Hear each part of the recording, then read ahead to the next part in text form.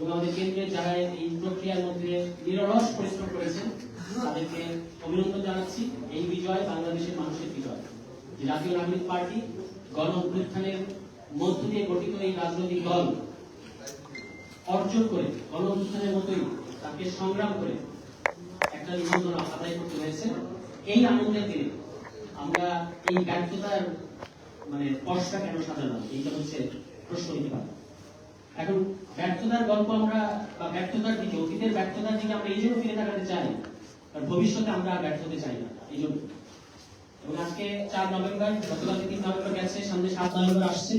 মুশফিক বলেছেন, আমাদের অন্যান্য বক্তারা বলেছেন, বাংলাদেশের সমস্ত কিছুর মতো এখানে যেমন জায়গা জমি, তারপরে অন্যান্য মিডিয়া ইন্ডাস্ট্রি থেকে শুরু করে রাজনীতি, সংস্কৃতি, সমস্ত কিছু যেভাবে বিভিন্ন ভাগ বাটোয়ারা হয়, এখন আসল ভাগাভাগির কথা শোনা যাচ্ছে। একইভাবে বাংলাদেশের ইতিহাসও কিন্তু বিভক্ত, দলীয় দৃষ্টিকোণ দ্বারা নিয়ন্ত্রিত। আমাদের কোনো জাতীয় ইতিহাস নাই। এই কারণে আপনি দেখবেন একদল ক্ষমতায় থাকলে সরকারি ছুটি একদিনে, আরেক দল ক্ষমতায় থাকলে সরকারি ছুটি। কিন্তু এই ঘোষণাপত্রের মধ্যে এই গণ অভ্যুত্থানকে বলা হচ্ছে গণ আন্দোলন আর বিপ্লব ও সংহতি দিবস। বিপ্লব ও সংহতি দিবস মানতে আমার কোনো সমস্যা নাই, কিন্তু এই গণ অভ্যুত্থানকে আপনারা বিপ্লব বলে থাক, গণ আন্দোলনও বলতে চান না, এটা কেমন ধরনের সংকীর্ণতা? যে গণ অভ্যুত্থানের পরে আপনারা এখন ক্ষমতায় এক পা চলে গেছেন বলে অনেকে বলে থাকেন, দুজন বলে থাকেন। এখন আমাদের এটা কেন ঘটে বারবার? কেন বাংলাদেশের ইতিহাসে এইরকম রক্তাক্ত ইতিহাসের মধ্যে আমরা কেন বারবার পড়ে যাই? এই যে হচ্ছে আমাদের দেখার বিষয়। ওই যেটা মুশফিকের আলোচনা এসেছে যে ইতিহাসের দাগ বা কলিং অফ হিস্ট্রি, এইটা আমাদের রাজনৈতিক দলগুলো, এখানকার শীর্ষ নেতৃবৃন্দ ইনক্লুডিং শেখ মুজিবুর রহমান, আওয়ামী লীগ, বিএনপি, কেউ এই ইতিহাসের দাগগুলো ধরতে পারে না।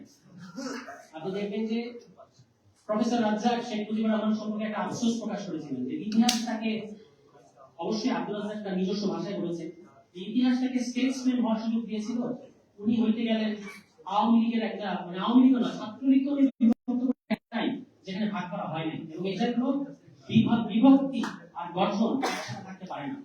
আমরা যে রাষ্ট্র গঠন করতে পারলাম না, এটার কারণ হচ্ছে এই যে আমরা আমাদের এই আওয়ামী লীগ যারা ওই সময় 1971 সালে মুক্তিযুদ্ধে আসলেই দেশ স্বাধীন হতে চেয়েছিল কিনা সেটা সন্দেহ করার যথেষ্ট কারণ আছে।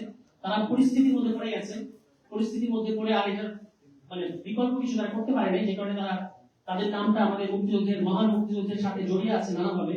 কিন্তু দেশ স্বাধীন হওয়ার পরেই সবাইকে ইনক্লুড করা দূরে থাক, তারা তো তাদের দলকে, পুরো দলকে আসলে ইনক্লুড করতে পারে না। যে কারণে আমি অনেকবার বলেছি যে আওয়ামী লীগের পক্ষে জাতীয় ইতিহাস লেখা দূরে থাক, পরিষ্কার ভাবে সুন্দর মতো একটা দলীয় ইতিহাস লেখা সম্ভব না। আওয়ামী লীগের ইতিহাসে মাওলানা ভাসানীকে পাবেন না, আওয়ামী লীগের ইতিহাসে তাজউদ্দিনকে পাবেন না, আওয়ামী লীগের ইতিহাসে সিরাজুল হক খানকে পাবেন না, এদেরকে পাবেন না। কে আছে? শুধু আছে শেখ মনি আর শেখ মুজিব, আর কেউ নাই। আর এখন তো আওয়ামী লীগ আমাদের সবচেয়ে বড় ইতিহাস রচনাকারী হয়ে গেছে শেখ হাসিনা নিজে। তো সেখান থেকে এইটারই একটা 72 সালে তারা যেটা করেছে, যেখান থেকে আমরা এই আলোচনাটা অ্যাড্রেস করতে চাই, আমাদের আজকে সংগ্রামের সাথে এটা নিবিড়ভাবে জড়িত। যে যেখানে 72 সংবিধানটা তারা যেভাবে একচেটিয়া ভাবে গায়ের জোরে একটা অনির্বাচিত পরিষদ দ্বারা গণপরিষদ গঠন করলেন, এবং সেই গণপরিষদে এক ব্যক্তিকে একেবারে সংবিধানের মধ্যে তারা স্থান দিয়েছেন, সমস্ত রাষ্ট্রীয় প্রতিষ্ঠানকে ধ্বংস করেছেন, এই কথাগুলো আমাদের নেতারা বলেছেন। যে এইটা করার অনিবার্য ফল কি হয়েছে? অনিবার্য ফল হচ্ছে আপনি রাজনীতি করার জন্য সমস্ত রাজনৈতিক দলের রাজনীতি করার অধিকার, এই স্পেসটা বন্ধ করে দিয়েছেন, রুদ্ধ করেছেন 72 সংবিধানের মধ্যে দিয়ে।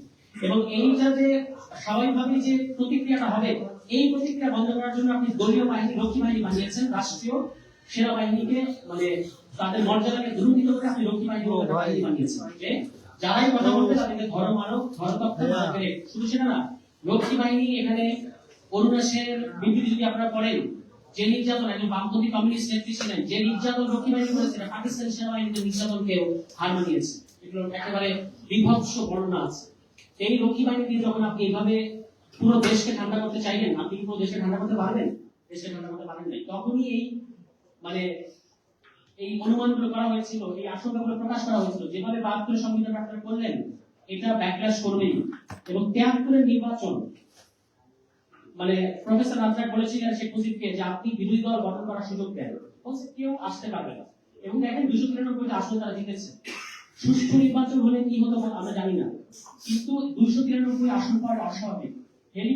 দাউদকান্দি থেকে হেলিকপ্টারে করে ঢাকায় উড়িয়ে এনে ব্যালট বাক্স ওই খন্দকার মোস্তাকে জেতানো হয়েছে। ওই যে বলে না তোমাদের ওদিকে যে গোকুলে বাড়ি চাষে, তো আপনি তো ভাই নিয়ে আসছেন। মুশফিক বললেন না যে ৭৫ পরে কারা সরকার গঠন করলো, ১৫ আগস্টের পরে কারা সরকার গঠন করলো, আওয়ামী লীগ সরকার গঠন করেছে, এবং সেই খন্দকার মোস্তাককে তো আপনি নিয়ে আসছেন।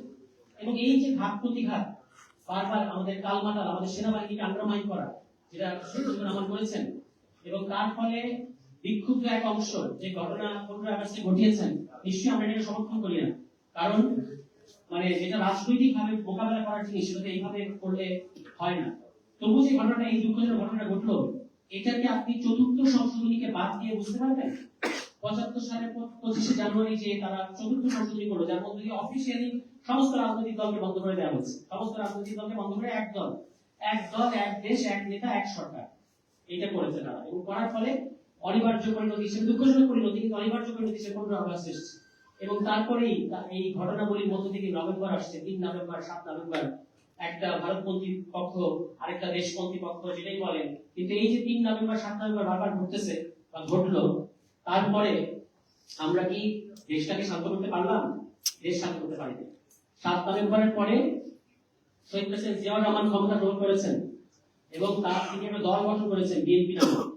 কিন্তু দুঃখের মধ্যে মানে বলতে হয় এটাই যে ইতিহাস যেমন শেখ মুজিবুর রহমানকে স্টেটসম্যানের দায়িত্ব দিয়েছিলেন, তিনি সেটা পালন করতে পারলেন না।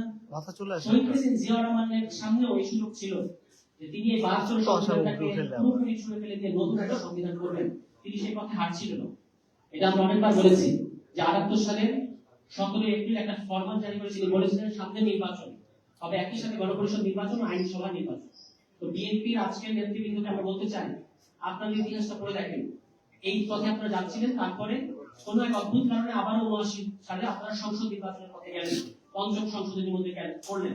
এবং পঞ্চম সংশোধনী করার মাধ্যমে কি ঘটলো? পঞ্চম সংশোধনী করার মধ্যে এখন পঞ্চম সংশোধনী তো আসলে অবৈধ। মানে ৭২ সংবিধানের ভেতরে যদি আপনি থাকেন, থেকে যদি আপনি ওই সংবিধানকে পরিবর্তন করতে চান, এই পরিবর্তন আপনি ধরে রাখতে পারবেন না। এটা কিন্তু আজকে আমাদের বক্তব্য এটা, এবং এটা সাক্ষাৎ নদী হচ্ছে বিএনপি। কিন্তু বিএনপি ইতিহাস থেকে আসলে মানে এটা বলতেই হবে যে কিছুই শেখে নাই। এবং আরো একটা অদ্ভুত জিনিস, যে বিএনপি এসেছিল বাকশালের অ্যান্টিথিসিস হিসেবে। বাকশাল মানে একদলীয় শাসন, বিএনপি করেছে বহুদলীয় শাসন। কিন্তু বিএনপি রাজনীতির মধ্যে আপনি বহুদলীয় গণতন্ত্রের কোনো চিঠিপটা দেখবেন না। কেন দেখবেন না? কারণ আপনি দেখেন আজকে তারা চায় তাদের প্রতীক অন্যদেরকে দিতে। তো অন্যদেরকে যদি আপনি প্রতীক দেন ছোট ছোট দল, এটা মানে হচ্ছে আপনি একটা মাঝখান ন্যায় কায়েম করতে চান। আপনি ধানের শীষ আসলে গিলে ফেলতে চান অন্যান্য প্রতীককে। এটা কি বহুদলীয় গণতন্ত্রের সাথে যায়? ফলে এনসিপি আজকে বহুদলীয় গণতন্ত্রের পক্ষে দাঁড়িয়েছে, যে সমস্ত রাজনৈতিক দল যার যার মার্কায় ইলেকশন করতে হবে। এবং এটা না করলে আপনি আপার হাউসে যে পিআর এর কথা আমরা বলেছি, সেটাও তো হবে না। আপার হাউসে পিআর এর জন্য তো সব যে দলের, আমি এটা আমাদেরকে অনেক সাংবাদিক আপনারা জিজ্ঞেস করেছেন, যে এটা ব্যাপারে আপনাদের মন্তব্যকে আমি বলেছি যে দলের সারা দেশে 1% ভোট আছে, তারা অন্যের নামে ভোট করতে চাইতে পারে না।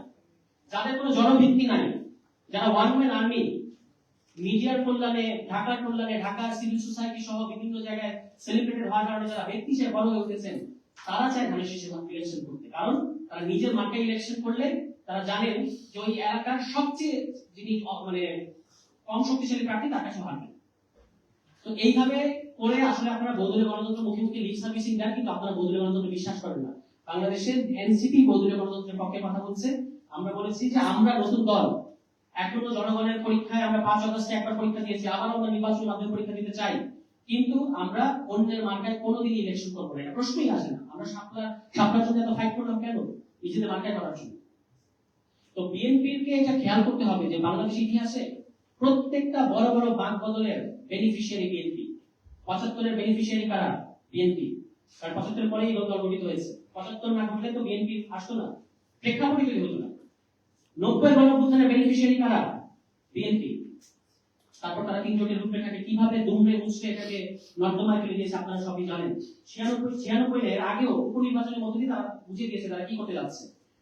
মাগুরায় যে উপনির্বাচন হয়েছে, ওই উপনির্বাচন যেভাবে তারা কারচুপি করেছে, এর মধ্যে দিয়ে তারা বুঝিয়ে দিয়েছে তারা কি করতে চায়। ৯৬ সালে বাংলাদেশের ইলেকট্রাল সিস্টেমকে ৯০ পরবর্তী সময় প্রথমবার আসলে কলঙ্কিত করেছে বিএনপি। এবং এরপরে এই যে ২৪-এর গণঅভ্যুত্থানের পরে হাউ ইরেসপন্সিবল যে তারা একদিনের মধ্যে সমাবেশ করে বলেছে ৩ মাসের মধ্যে নির্বাচন দেয়। এই হচ্ছে বিএনপি। এবং তারা এখনো পর্যন্ত এই সংস্কার প্রক্রিয়া মুখে মুখে তারা বলে আমরা সংস্কারের জনক, কিন্তু এই পুরো সংস্কার প্রক্রিয়ায় একেবারে বলবো যে মানে এটাকে রুদ্ধ করে রেখেছে এটার কর্তা বিএনপি।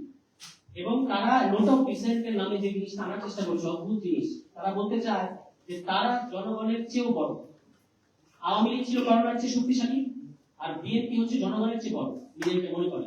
কারণ আদারওয়াইজ আপনি কি কারণে কিভাবে মানে জনগণ একটা রায় দিয়ে দেওয়ার পরে সালাউদ্দিন ভাই বলে এসেছেন কমিশনে এক কথা, বাইরে এসে বলতেছেন আরেক কথা। কমিশনে তিনি বলেছেন যে জনগণের রায় সার্বভৌম, এখন তিনি আবার বলছেন তার দলের লোকেরা বলছে কিসের গণভোট? আপনারা আমির খসরু সাহেবের কথা শুনেছেন, কিসের গণভোট? গণভোট কিছু নাই, বা ইলেকশন হইতে পারে এইভাবে, মানে এটা হওয়া না হওয়া যেন সমান। আর ওনারা এখন বলছেন যে আমরা নোট অফ ডিসেন্টের ব্যাপারে আমাদের যে সিদ্ধান্ত সেই অনুযায়ী আমরা করব। এটা হচ্ছে পরিষ্কার ভাবে তারা কমিশনকে প্রতারণার কাঠগড়ায় দাঁড় করিয়েছে। আসলে তারা বাংলাদেশের মানুষের সাথে প্রতারণা করতে চাচ্ছে। আমরা বিএনপিকে বলবো যে এই পথ থেকে আপনারা সরে